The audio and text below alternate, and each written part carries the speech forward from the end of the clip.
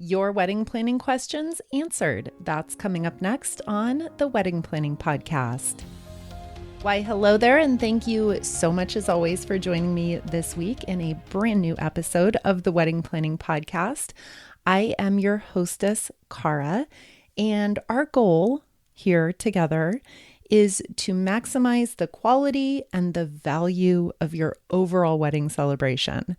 And I can't think of a better way to really get into those two items than with a wedding Q&A. So today I'm going to cover a plethora of your questions on all topics from pretty much every wedding planning scenario you could imagine. And we're going to start with couple variations on the same theme. What's an ideal number of wedding party members? What are some pros and cons of having a larger versus a smaller wedding party group? And would it be weird or a slap in the face to the people we love if we went ahead and had no wedding party at all? This is a great question and something that can consume lots of thought in the months as you're kind of formulating in the early stages of your engagement. And to take the question and kind of break it down into three parts, let's just talk through what it would look like to A, have no wedding party at all, B, have a very, very small wedding party, or C, open it up and have a larger group of people joining you in this celebration. So starting with no wedding party, a listener asked, would it be a slap in the face to the people we love? I don't see it that way at all. I'm not saying that your loved ones wouldn't receive it that way. I think there is an opportunity for some hurt feelings potentially. And this is like a nuance that really comes down to your specific relationships with the people in your lives. And you know those better, much better than I do. But just generally speaking, I think the idea of having no wedding party is amazing. Is that option going to work for everyone? No, of course not. And I totally get that. So let's move in to option B, which would be keeping your wedding party really small. And this can be determined by you and again, your relationships and your personal setup. But small could mean different things to different people. Small could mean that you and your fiance each choose one best person. So one maid of honor, one best man, whatever variation of those terms you want to use. You both have one person who's absolutely closest to you in your life, and they are standing by your side and supporting you on the wedding day, and then, of course, in all the months leading up. This is a really great option because it does give you that level of support, which I think you can get in other ways than naming a maid of honor, for example. I think most of us. But if you have one person in your lives, or maybe it's two people, maybe it's three people. Again, small means different things to different people. So however that would look, but try it on for size. Think about how that would change things if you kept it very small. And then the third option is just opening it up and choose all your closest friends on both of your sides. And you have a wedding party that's more like 4 to 6 to 10 people on each side. This is a really popular choice, and this is how a lot of couples do it. The pros of a larger wedding party are that you get to include more of your close family and friends. You get to bestow that honor upon more people. The downside of this, and again, this is all very specific to your relationships, I very, very seldomly see in my own personal experience and also just in talking with you and working with couples, very seldomly do you have an entire engagement season pass by where you're working with 6 to 10 bridesmaids and groomsmen, and there's not some source of friction or conflict or annoyance or something that comes up throughout that time. And I'm not saying that to dissuade you. I'm simply saying it because if you are on the fence about whether or not to ask 2 people to join you or ask 10 people to join you, asking 10 people does open up the gates for issues to come up throughout your engagement. Again, it's not like a no-go, absolute game changer why you should not do it. It's just something to consider.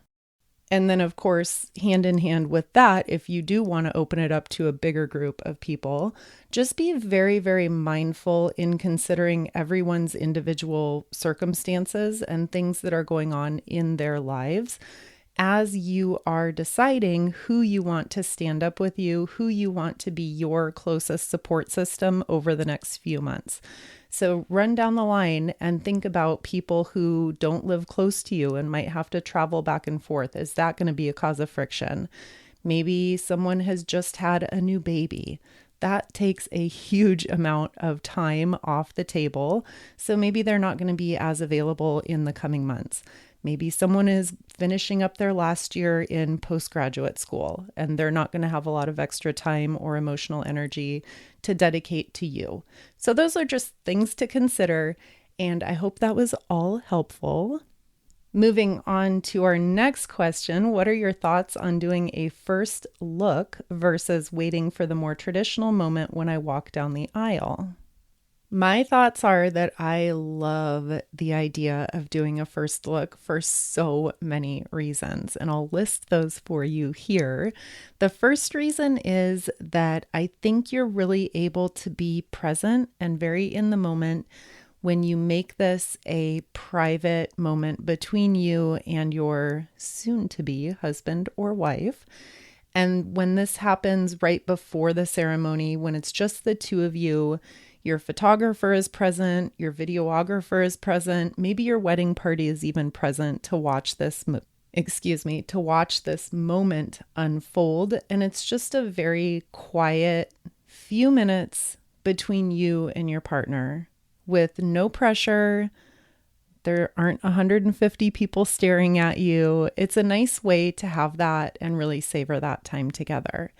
It's also, from a logistics point of view, it's a really, really great time to get your photos done.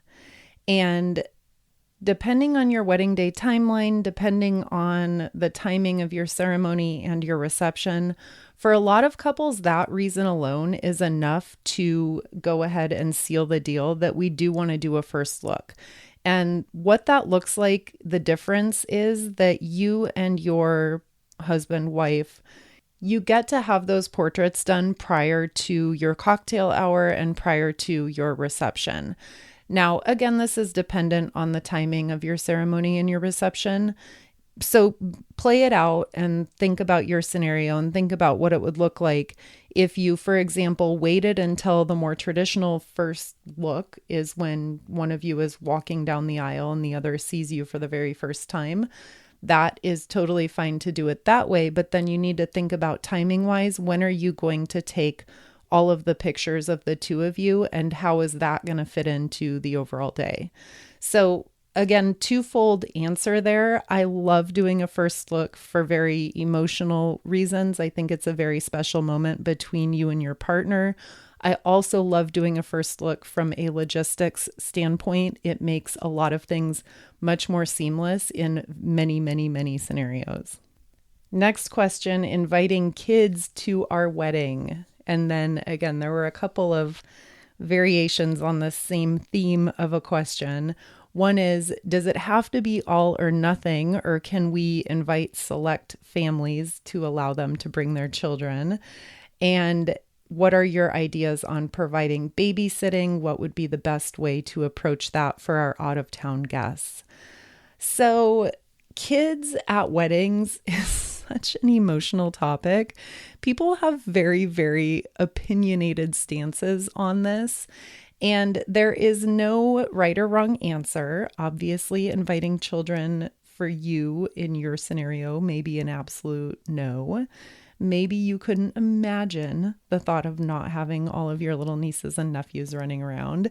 Very different for everyone. I personally, John and I did not invite children to our wedding. We had a reception in a space with a humongous swimming pool that had absolutely no fencing or gating surrounding it. And the thought of a bunch of little kids running around that space and falling into the pool was just never an option for us. On the flip side of that, my sister also had a reception with a swimming pool in the area. She had about 25 kids at the wedding, and they had a blast, and it was amazing.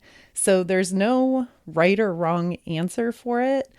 However, when we get to, does it have to be all or nothing? Can we choose some families and allow them to bring their children?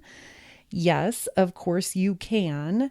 But I will say, in my experience, and again, I've seen this scenario play out many, many times, there are likely going to be some resentful feelings if that's the way you want to do it. And that's fine if that is the way you want to do it and you want to address it individually, with each family separately and explain your position and explain where you're coming from. That's totally fine. Very generally speaking, if you're going to keep it like under the radar and tell 10 families that they can bring their kids and then tell 10 other families that it's no kids are allowed at the wedding, the families who you said no kids are allowed are going to see kids at the wedding. And again, there's a tendency to question that and wonder, like, take it personally. Why weren't my kids invited? So just things to consider. Does it have to be all or nothing? No, it definitely doesn't. But I would really, really think intentionally about your relationships and about the situations and think about how that would all play out. And then as far as babysitting options, this is a great, great, great option. And it's such a generous thing to offer to your guests. Even if you do decide to allow children at the wedding, I can guarantee you, as a parent myself, that parents would appreciate so much, even if they just had the option of letting their kids play in a separate area that was being supervised. Maybe they do that for a couple hours and then maybe they come in and join the reception for, an hour or two. But having that option is an amazing service to provide to your guests. So if that is an option for you, given the setup of your reception, given your budget, given all of those auxiliary considerations that you need to factor in, looking into babysitting options is a great idea. And then our next question, is it okay or strange if we were to assign seats for our ceremony? This couple is dealing with divorced parents on one side and wanting to keep them separated in as many situations as possible. Yes, absolutely fine to assign seats for your ceremony. Not a problem at all. I don't see any reason why not to do that. It's an added step. But again, if you really want to keep people away from each other, or flip side of that, if you really want people to be able to sit next to each other, then by all means, not a problem to assign seats. You can indicate that with just a simple name card on every chair. You could do a seating chart at the ceremony entrance, but that sounds like it would be a little bit confusing and complicated. So let's stick with the actual name card on every chair. And then if you're using ushers or a wedding coordinator, whoever is seating the guests, whoever is walking them in, make sure that they're really familiar with your overall vision and what's going on so that they can help people find their seats and get seated quickly. I can envision a scenario where you have assigned seats and people come in running late and ushers or a coordinator doesn't really understand what your vision or what your intention is. And so things get muddled up and kind of confusing and complicated. So just make sure that you've got that all organized as well as possible. And here we go with another really, really common question, including family and friends who want to help, but I really don't know what to ask them to do. Maybe you have experienced this where you are grateful and so lucky and so blessed to have so many loving and helpful people in your life, and they're constantly asking you, how can we help with the wedding? And you don't know what to tell them. So here's a quick list of just a handful of things that you could prioritize asking for help with. The first one being food. And this goes for your wedding itself. If you're doing more of like a DIY approach, this could be for a bridal shower. This could be for your bachelorette party. This could be for getting ready on the day of, before the wedding, rehearsal dinner. We eat every single day, so asking for help with the food is a no-brainer.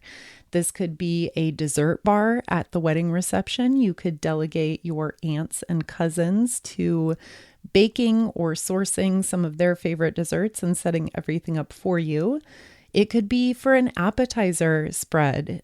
Again, whether that's at your actual reception, maybe it's at the rehearsal dinner, maybe it's creating a menu and cooking brunch the day after. I could go on and on and on about asking your loved ones for help with food. It's a huge topic and a huge area to get off your plate, so to speak. So don't hesitate in asking for help with any of that. The next great item to enlist your loved ones for help with are any do-it-yourself projects. This could be decorations. This could be food.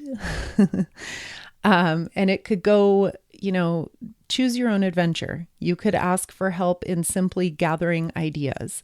So delegate a few friends. Can you guys go out on Pinterest and find some decorating ideas for a barn wedding? And let's make a shared board and pin all those ideas. And then we can get together and go over them one night, for an hour or two while we drink wine.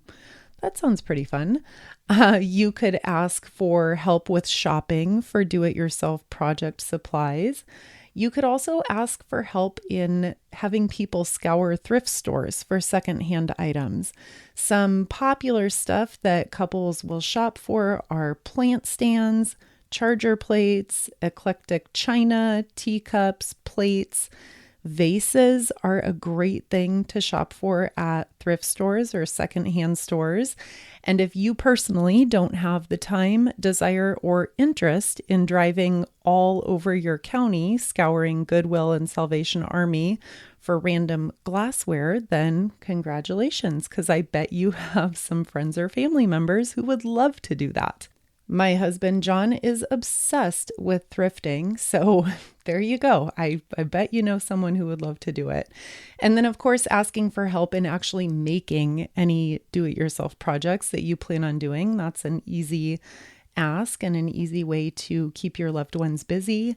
I already mentioned creating some shared Pinterest boards. This is an easy way especially if you're not in the same area, if you're not in the same location. Shared boards are an easy way to kind of shop online together, so to speak. So if loved ones again are asking, hey, how can we help? Maybe you send them out to search for some bridesmaid dress ideas, again, search for decoration ideas, search for some cute favors, search for wedding party gifts. Maybe that's something that your aunt could source some ideas for you. And next on my list of things that you can ask for help with, and this is a big one, how about vendor research? If you're early on in the starting phases of getting things together and you don't really know even where to start, break down your list into a few different vendor categories, and maybe you can ask your mom, your aunt, your uncle, your sisters, your cousin, whoever, hey, would you guys go out and collect the names of 5 photographers who have great reviews?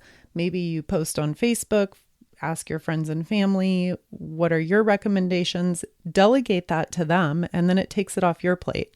And then you reconvene, a couple weeks later, and you get together and you get their list, and they've done a lot of legwork for you. That can be extremely helpful.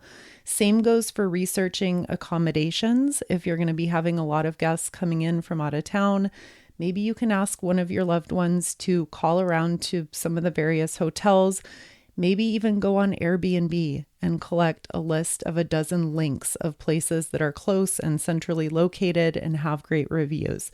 Again, this is all stuff that takes a lot of time. So if you're short on time and you have people who are willing to help, take advantage of it. And then the last thing I'll mention here, and this is especially helpful if you are getting close to your wedding date, RSVP management, that is a huge thing that can be extremely helpful. So, hey, Aunt Susan, can you reach out to these dozen people who we haven't heard back from yet and ask them point blank, are you coming or not? Again, it's 12 phone calls, 12 emails, 12 texts that you don't need to send and go back and forth about. So that can be very, very helpful. Okay, and then we are going a little long today, but let's get a couple more in here. What's the etiquette involved with planning at the same time as one of my close friends? Events are already overlapping and I'm getting really frustrated. Oh, this is a hard topic. Weddings come with a ton. It's not only the wedding, right? It's all the surrounding events, it's all of the shopping, it's all the research, it's expenses, it's commitments of your time. And to have that going on for yourself and then also a close friend going through the same thing at the same time, that can be really, really frustrating in terms of trying to split your emotional energy, splitting finances, splitting your time. I get it. This is not an easy topic. And let's be real, no matter how down to earth we are, no matter how, non-drama we are, everybody, well, not everybody, but lots of us do want our wedding day to be about us. And when your best friend or multiple best friends are planning their weddings at the same time, that makes it difficult. So the first thing I would do is get your feelings out in the open, have a little therapy session with your friend or friends, cousin, family member, whoever it is. Speak to them privately about your feelings and just be really honest about what's going on and how you're feeling. Because I'm willing to bet that they likely feel the same way that you do about the fact that you are planning your wedding. And then we get into like the nuances of, well, I announced my engagement first and then they got engaged 4 months later, but then she swooped in and they're getting married before we are. So I feel like I'm being overshadowed by all of it. Look, I get it. I have been through this many, many times personally with my friends and on my husband's side, all of his friends. There was literally a 2 to 3 year period where we were going cross country back and forth from California. Well, it's not really cross country, but close, from California to Michigan, like 1 to 2 to 3 times every summer and fall for weddings. And all the friends, everyone got married at the same time. My best friend, who's still my best friend today, love her to death. She got married secretly in a civil ceremony, and then she planned her big actual reception to take place just 1 month before my wedding. So I'm not going to lie, it was difficult at times to share the spotlight. And we had a shared group of friends. So everyone is constantly torn between talking about one wedding or the other, or doing one bridal shower and then another, one bachelorette party and then another. It's hard.